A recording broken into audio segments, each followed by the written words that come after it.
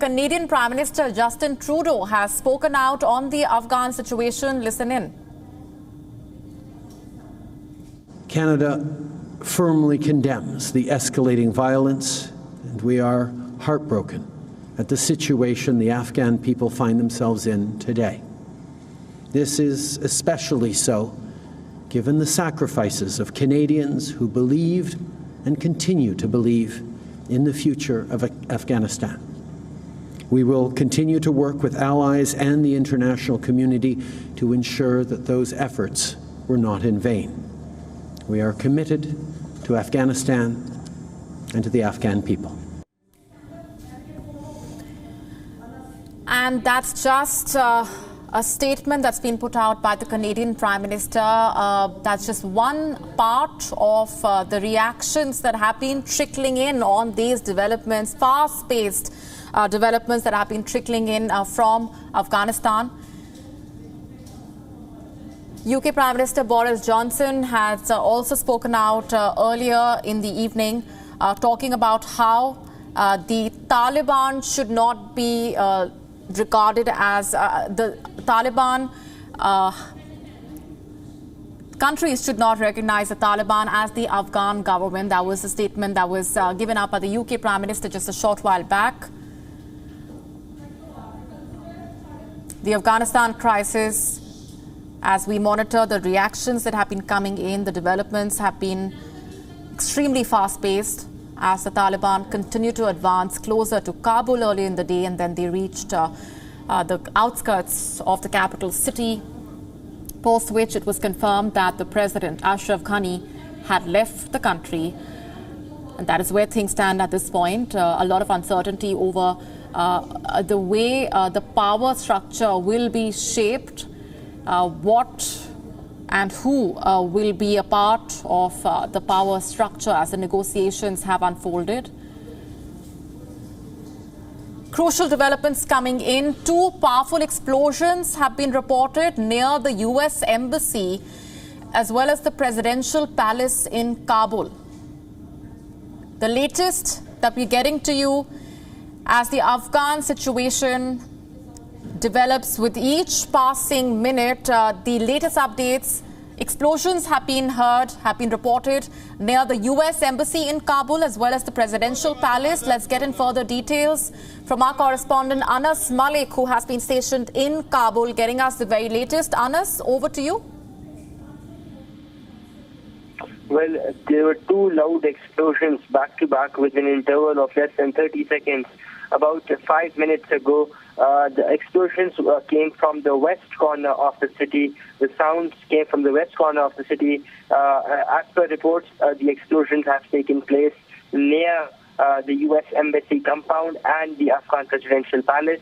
However, it is unclear what is the nature of the explosion and what is the type of the explosion and where did it exactly take place.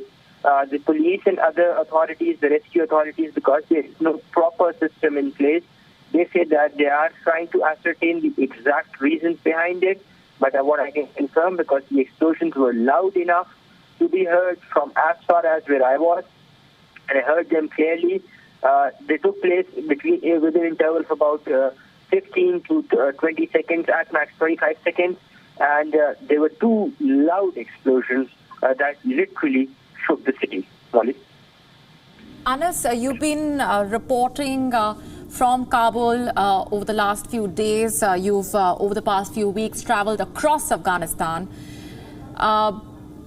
If you were to describe what today has been like and what you've been told by the locals, by the officials you've been speaking to, if you can give our viewers just a broad sense of what today has been like for you as someone who's been on the ground. Yeah, before I answer the question, I just have to update you that President Ashraf Ghani, Afghan President Ashraf Ghani, has just put out a tweet, a Facebook post on his official account.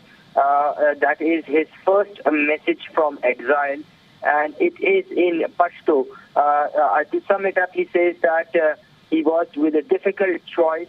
The Taliban wanted to enter the presidential palace, so he left the country. This is what President Ashraf Ghani has just posted on his official Facebook page. This is his first official statement after leaving Afghanistan, which we saw happen earlier today. This is a rough translation from which I am reading. That today I came across a hard choice. I should stand to face the armed Taliban who wanted to enter the palace, or leave the dear country that I dedicated my life to protecting the past 20 years. If there were still countless countrymen martyred, and they would face the destruction of Kabul city, that would have resulted in a big humanitarian disaster in a city of 6 million. Kabul and the people of Kabul, in order to avoid bloodshed, I thought that it was best to get out. Taliban have won the judgment of the sword and guns, and now they are responsible for protecting the country's honor, wealth, and self-esteem. Didn't they win? They did not win the legitimacy through anyone, and nobody gave them the legitimacy. They are now facing a new historical test. Either they will protect the name and honor of Afghanistan, or they will prioritize other fears and unreliable ones in the future. It is necessary for Taliban to assure all the people, associated nations, different sectors, sisters, and women of Afghanistan to win their legitimacy and their hearts, and the people of Afghanistan. Make a clear plan to do and share it with public. I will continue to serve my nation with an intellectual movement and a plan to develop. Let's talk about the future. Long live Afghanistan. So this is the first official statement coming out from President Ashraf Ghani just a while back on his official Facebook page, on his verified official Facebook page, which has been shared by the Afghan his then team as well. And he has talked about why he was forced to leave the city in under what circumstances. He does not talk about his resignation, but yet he does talk about the Taliban takeover. He says that the Taliban does not have legitimacy, yet they would have to win hard. Coming back to your question, I've been throughout the country in the past 20 days to the length and breadth of almost from down to north to south to the west. There was hope within the people of Afghanistan, hope with their government that they had, that the government forces would be protecting the cities and the country. There was hope within women that the gains of the past 20 years would be protected. There were hopes within girls, school-going girls, that they would be allowed to continue their education because the government would ensure that they remain protected. Today, when I was out on the road, all of them seemed shattered. There was anger, there was frustration, it's agony. It was sheer agony among the eyes of the commoners. There were frustrated policemen out on the roads who were just disappointed that within their own government, and we've seen that disappointment earlier, just in a section when I had arrived first 20 days ago. That disappointment was just in a section of the military, those who were blaming their political leadership. But now, by and large, today, whosoever I met on the streets of Kabul, there was this instigation of fear. There was this element of fear that remained, and that was the reason that led to their frustration as well. Molly?